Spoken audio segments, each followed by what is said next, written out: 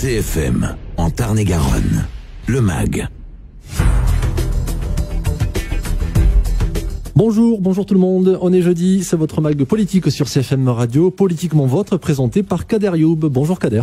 Bonjour Aurélien, bonjour à tous. Avec nous aujourd'hui Chantal Maucher, préfète du Tarn-et-Garonne depuis la mi-décembre 2020 et qui a succédé donc à Pierre Bénard.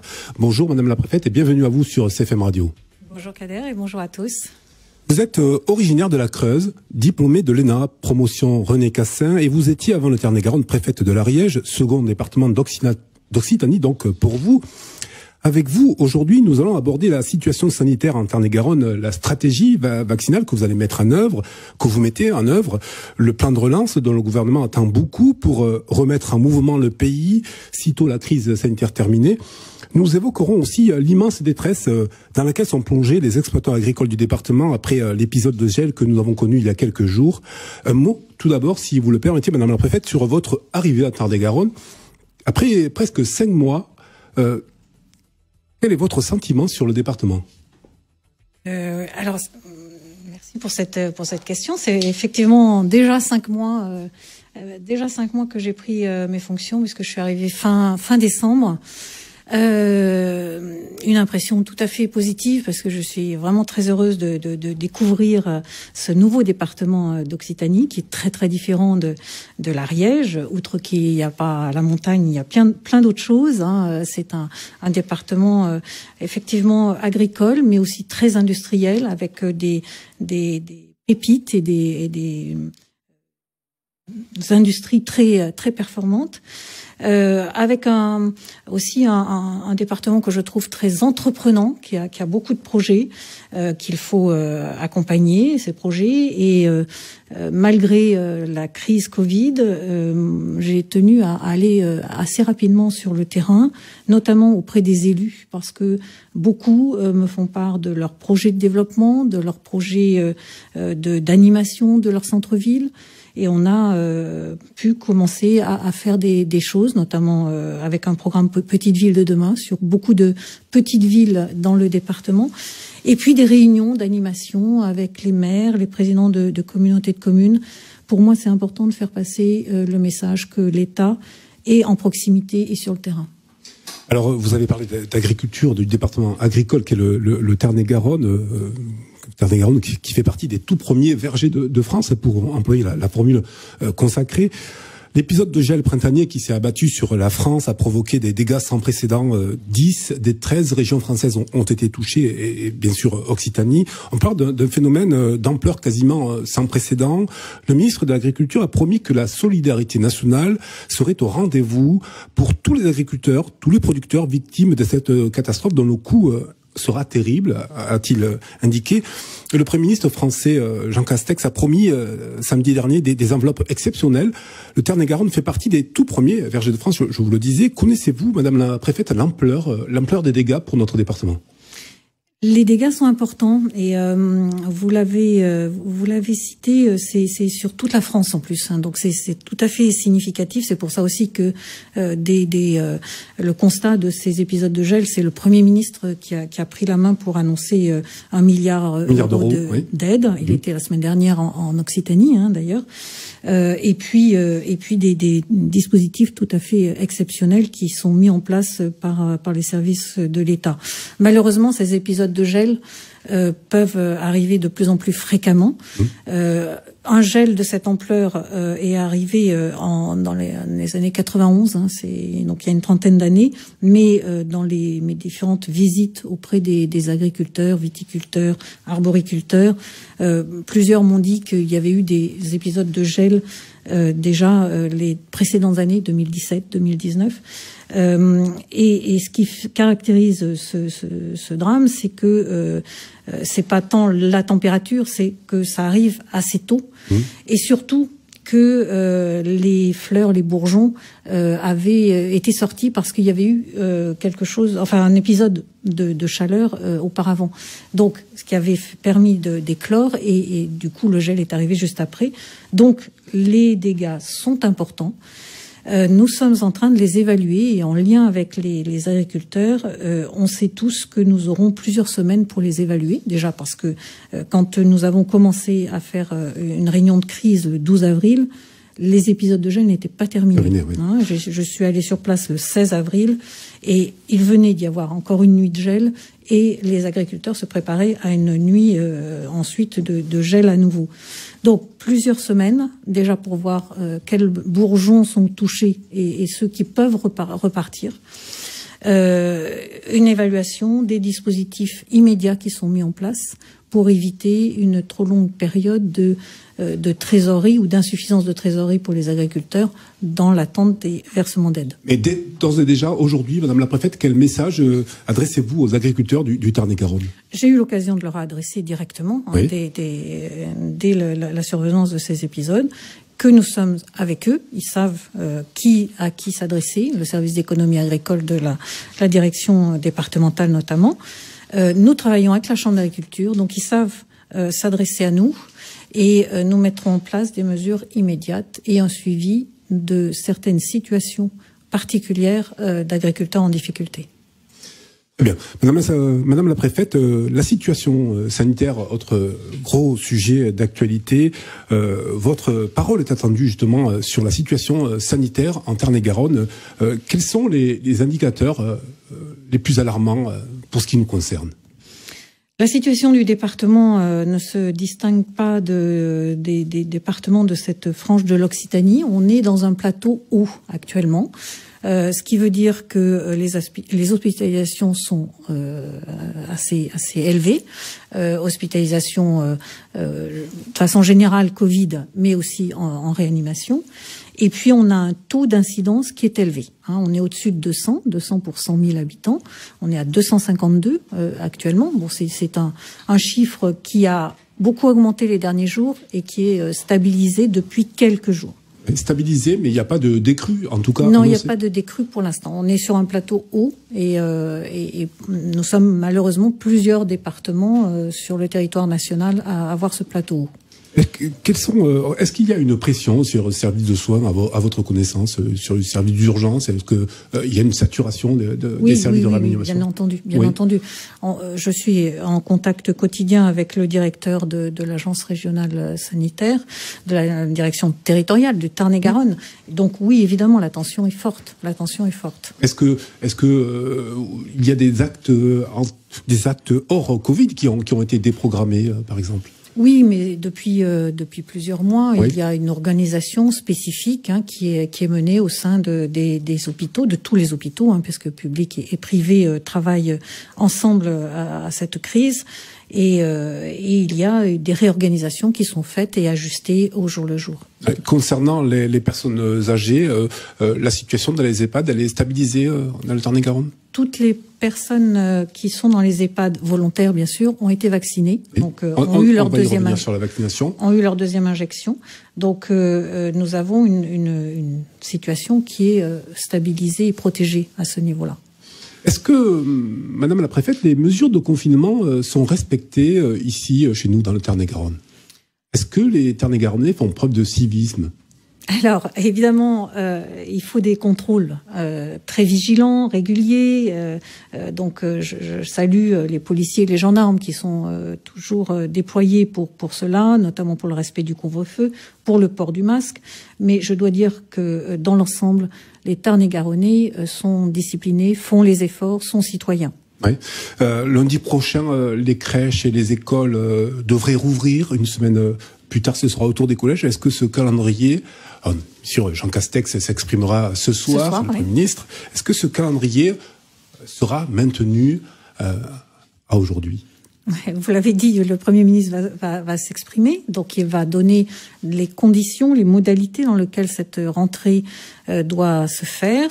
J'ai prévu, comme toutes les semaines, un rendez-vous avec les élus de Tarn-et-Garonne demain pour que nous puissions échanger, voir quelles difficultés ça pose, comment on peut surmonter ces difficultés. Je serai avec monsieur l'inspecteur d'académie qui est bien sûr à la manœuvre pour cette rentrée scolaire. Donc nous verrons les instructions particulières qui pourraient être données et nous y travaillerons ensemble. Alors Olivier Véran, le ministre de la Santé, a annoncé il y a quelques jours que le processus de déconfinement serait peut-être territorialisé. C'est en tout cas son souhait. Des informations que vous disposez, pouvez-vous nous dire si le Tarn-et-Garonne pourrait être dans les départements déconfinés les premiers? Alors, je ne dispose pas de ces informations. Je laisse la primeur de l'annonce et des instructions, bien sûr, au niveau national, mais on s'y prépare. Si ça doit être territorialisé, nous saurons répondre. D'accord. Alors, confinement. Le confinement a plongé beaucoup de familles dans la difficulté socialement. Il y a eu ces phénomènes, malheureusement, de violences conjugales qui ont été augmentés sur le territoire national. Est-ce que dans le Tarn-et-Garonne, y a-t-il eu une hausse significative de ces violences conjugales? Oui, malheureusement, dans les différents indicateurs de délinquance qui sont globalement en baisse, eh bien malheureusement les violences intrafamiliales et les violences conjugales sont en hausse. Alors vous savez aussi que la hausse, elle peut s'expliquer également par le fait que ces faits-là sont plus révélés, sont plus systématiquement aussi poursuivis, même si la personne victime ne dépose pas plainte. Ça, c'est aussi une nouveauté depuis le Grenelle de lutte contre les violences. Donc les services de police et de gendarmerie poursuivent même si il n'y a pas de dépôt de plainte et le parquet également suit. Donc ça peut être aussi dû à cette plus grande révélation des faits, mais il n'en demeure pas moins que c'est un phénomène et des situations individuelles que nous suivons de très près. La campagne de vaccination, Madame la Préfète, devrait monter en puissance dans les prochains jours. Quels sont les objectifs que vous vous êtes fixés? On attend des centres de vaccination, ce qu'on a communément que l'on appelle communément les vaccinodromes. Est-ce que vous pouvez nous dire quelle va être l'architecture de ce dispositif dans le département? La vaccination, elle a déjà commencé depuis le mois de janvier, puisque nous avons 6 centres qui sont dans l'ensemble du département, donc qui innervent l'ensemble du département. Ces 6 centres fonctionnent actuellement à plein régime, avec 6 jours sur 7 des vaccinations sur l'ensemble de la journée. Nous avons un très bon taux d'avancement de la vaccination puisque, par exemple, pour la population priorité numéro 1, qui était les plus de 75 ans, nous sommes à un taux de couverture de plus de 81%. Donc ça, c'est l'objectif qu'on s'était fixé parce qu'on sait bien que sur la base du volontariat, nous n'aurions pas 100%. Ne serait-ce donc on a 81% de cette population, mais on continuera bien sûr à vacciner celles qui se présenteront, et donc maintenant nous sommes sur les autres populations cibles. Je dois préciser aussi, même si les médias l'ont relayé et je vous en remercie, nous avons des opérations flash les week-ends et nous avons une opération encore ce week-end pour les professionnels, dont les enseignants, tous ceux qui travaillent pour la petite enfance. Et puis tous les enseignants, Madame la Préfète, tous les enseignants.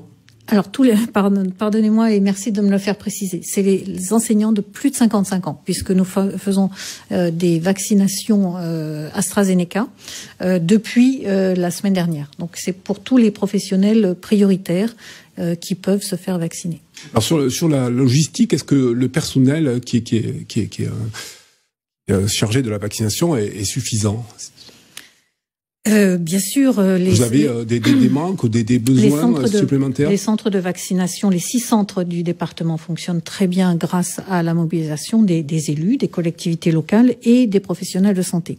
Donc oui, ça fonctionne bien. Nous allons monter en puissance, comme vous l'avez dit, avec des vaccinodromes. Nous aurons 2 vaccinodromes. Qui seront situés Alors, Castelsarrasin et Montauban, ça a été, c'est en cours de réalisation et de montage. Nous sommes en lien avec les élus qui avaient fait ces propositions de sites, de lieux.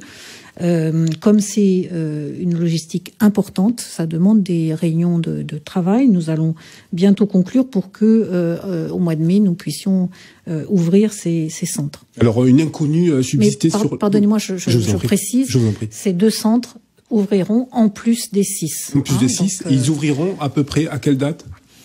Début mai. Nous allons voir sur la première quinzaine de mai. Alors sur Montauban, sur le Castel-Sarrazin, Jean-Philippe Béziers ici à votre place nous a indiqué où il se situerait, etc. Mais sur Montauban, il y a une inconnue qui subsiste sur le lieu de ce vaccinodrome ou centre de vaccination. Est-ce que ce lieu est d'ores et déjà acté? C'est en cours de travail avec les élus et ça, je laisse encore un peu de temps pour que nous puissions le faire très correctement. Alors, qui dit campagne de vaccination à grande échelle, en tout cas avec une montée en puissance, dit doses. Est-ce que les doses seront suffisantes? Est-ce que vous aurez les doses qu'il faudra pour vacciner la population? Oui, désormais, la France est livrée dans tous les vaccins, tout type de vaccins, puisque Janssen va arriver également bientôt. Donc, nous avons les doses, elles arrivent dans les centres de vaccination et aussi en médecine de ville et pharmacie. Il ne faut pas également oublier qu'on peut se faire vacciner. Alors, ce sera avec les 4 vaccins? Non, AstraZeneca est en médecine de ville officine, Janssen également. Et le Pfizer?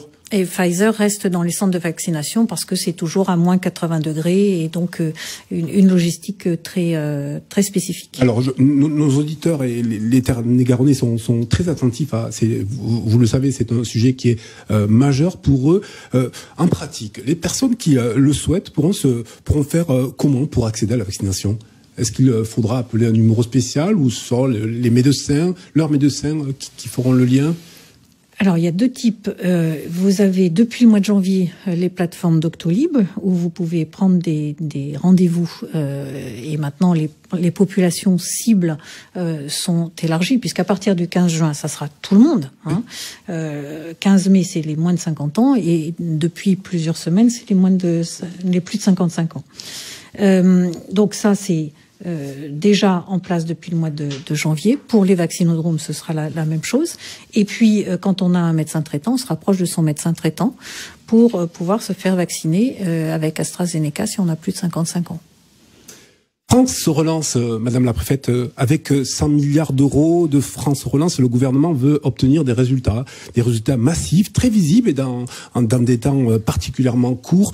Les ministres sont chargés d'en assurer le bon déploiement dans des délais, je le disais, très contraints. 100 milliards, c'est 4 fois plus que ce qui a été injecté pour faire face à la crise de 2008, et c'est le plan de relance le plus massif rapporté au PIB de chacun des pays de l'Union européenne. Est-il, je pense connaître votre réponse, est-il à la hauteur de la crise que nous traversons, Madame la Préfète? Alors 100 milliards, c'est effectivement considérable et c'est également des objectifs qui sont poursuivis, qui sont très lisibles pour tous. Je le rappelle, c'est la souveraineté économique, c'est le social et la santé, un tiers souveraineté économique, un tiers social et santé, un tiers transition écologique et décarbonation. Donc sur ces 3 grands axes, il y a de nombreuses mesures qui sont ouvertes. Notre travail, mon travail et celui des services de l'État, de l'équipe projet qui s'est structurée au niveau de l'État, c'est de faire connaître toutes ces possibilités d'entrée, de candidater sur France Relance. Aujourd'hui, le ministre de l'économie nous a indiqué que 30 milliards étaient déjà engagés. Donc, il y a 70 milliards à contrario qui restent engagés. Donc, il faut s'en emparer. Comme je vous l'avais dit tout à l'heure, le département est très entreprenant, très dynamique et dans l'initiative. Mais je pense qu'il y a une certaine réticence à utiliser les aides de l'État. Donc notre travail, c'est de dire non, il faut vous en emparer, il faut pouvoir en profiter, parce que c'est bien ce terme-là. Il faut pouvoir candidater pour soit reconvertir son appareil de production, avoir des aides sur la digitalisation et la numérisation, ou aussi avoir des aides pour embaucher des jeunes, et ça, c'est une priorité. Alors les 30 milliards qui sont engagés, dont vous faisiez référence, au niveau national, oui. Il faut aussi préciser que dans ces 30 milliards d'euros, il y a aussi l'argent qui a été injecté pour maintenir l'économie à flot, et notamment les temps partiels et chômage partiel. Ah non, ça c'est... Ils sont bien en plus ? Oui, bien sûr. Les 100 milliards, c'est que de l'investissement. Que de l'investissement. C'est que de l'investissement. Il y a par ailleurs, et depuis le mois de mars dernier, toutes les aides de chômage partiel. Ils viennent en plus alors. Voilà, on finance les salaires sur le chômage partiel. On finance également, l'État finance, le fonds de solidarité pour toutes les entreprises qui ont été fermées et qui sont toujours fermées. Et également les exonérations de cotisations sociales, fiscales, etc. Donc ça, ce sont des mécanismes d'aide, de soutien aux entreprises qui existent depuis le mois de mars et qui sont différentes du plan de relance. Le plan de relance, c'est pour l'avenir. Et donc, c'est de l'investissement. Justement, investissement. Verra-t-on des effets immédiats sur la croissance et sur la vie des Français? Eh ben, c'est bien le but. Oui, c'est bien le but, c'est de relancer l'économie, la reprise. Si on embauche des jeunes, c'est aussi pour que ces jeunes-là sortent du chômage, sortent du décrochage pour certains, pour qu'ils puissent s'insérer dans la vie active et se réinsérer. Donc les aides sont nombreuses. J'ai eu l'occasion de les présenter la semaine dernière. Et elles sont effectives depuis plusieurs mois et nous sommes en lien avec les employeurs pour que là aussi ils puissent en profiter et pouvoir embaucher des jeunes. Mais on a de l'investissement industriel, on a de l'investissement public. J'ai également fait savoir que nous avons de la dotation pour l'investissement local des collectivités, communes, départements. Et donc, nous avons notifié une enveloppe significative la semaine dernière de l'ordre de 6 millions d'euros. Oui, pour des collectivités, c'est ça? Les collectivités locales, communes et départements. Alors, qu'est-ce qui est le plus important, selon vous, dans ce dispositif? Est-ce l'économie, mise à mal par la crise sanitaire, le social, l'environnement, ou sont-ils tous liés? Au niveau du soutien du plan de relance? Plan de relance. Ah ben c'est tout. Évidemment, c'est lié. Il faut que nous puissions accélérer encore au niveau de l'industrie et de l'économie. Et puis le social et le sanitaire sont des priorités aussi. Donc au niveau du département, nous avons investi ou nous travaillons sur toutes ces dimensions-là. L'agroalimentaire aussi est quelque chose est un projet important. Alors avec la Chambre d'agriculture. Alors pardon, il faut que France Relance, les Français s'en saisissent. On le sait peut-être pas trop assez. Est-ce que la France, vous l'avez dit, possède des taux élevés de non-recours à certaines aides? Comment comptez-vous faire pour que France Relance, aille jusqu'à eux? Eh bien, nous pouvons aussi utiliser CFM Radio, oui, puisque vous avez des auditeurs qui peuvent être intéressés Parce que France Relance s'adresse aussi, pardon oui, de vous couper, mais France Relance s'adresse aussi à des particuliers. Oui, pour ceux, par exemple, qui veulent rénover leur maison, leur logement. Donc, il y a MaPrimeRénov' qui fait partie du plan de relance, qui a été abondé au niveau de l'enveloppe. Les jeunes qui souhaiteraient chercher de l'emploi, toutes les missions locales sont mobilisées sur cette aide. Pôle emploi évidemment et la préfecture. Tout le monde est mobilisé là-dessus. On dit souvent, Madame la préfète, que l'État français est suradministré, alors qu'il a démontré au travers de cette crise sa faculté de résilience, son agilité, sa capacité à faire face. Et comment faire pour que certains n'aient plus cet a priori? Écoutez, je ne sais pas si on a un a priori, parce que l'État a montré son efficacité pendant la crise. Malheureusement, bien sûr, on aurait préféré être moins sollicité, mais je pense que ce qui est important dans une administration, c'est qu'elle soit proche. Le chef de l'État a pu le rappeler récemment. C'est l'État dans le département qui est le maillon le plus proche pour comprendre les caractéristiques d'un département et adapter les politiques publiques. Et ça, c'est bien mon rôle, de pouvoir adapter le plus possible. Une dernière question philosophique. Quel est, de votre point de vue, l'état d'esprit des Tarn-et-Garonnais et plus largement celui des Français en ce moment? Je fais moins de philosophie et plus d'opérationnel, mais l'état d'esprit des Tarn-et-Garonnais, je pense qu'il est à l'image de tout un chacun et de tous les citoyens. C'est que évidemment on a envie de reprendre une vie normale. Et on est également tous citoyens et responsables. Donc on sait que On reprendra notre vie normale quand tout cela sera derrière nous et que, notamment que tout le monde sera vacciné, parce que la vaccination c'est notre chance, c'est notre porte de sortie. Et puis également de faire du déconfinement progressif pour que nous n'ayons pas à nouveau une remontée de l'épidémie. C'est pas de la philosophie, pardon. C'est encore très très opérationnel et concret, je pense. Mais concret. Alors pour ce qui est du concret, une dernière chose. Donc pour France Relance, tous les renseignements, on peut les obtenir sur le site de la préfecture, c'est ça? Oui, sur le site national aussi France Relance. Là, vous avez toutes les mesures qui sont détaillées sur le site de la préfecture et par le biais des différentes communications que nous passons secteur et mesure par mesure. Merci beaucoup, Madame la Préfète, d'avoir accepté l'invitation de CFM Radio. On vous réinvitera pour refaire un point sur la situation sanitaire qui sera loin de nous, nous l'espérons. Merci à tous pour votre fidélité. À jeudi prochain.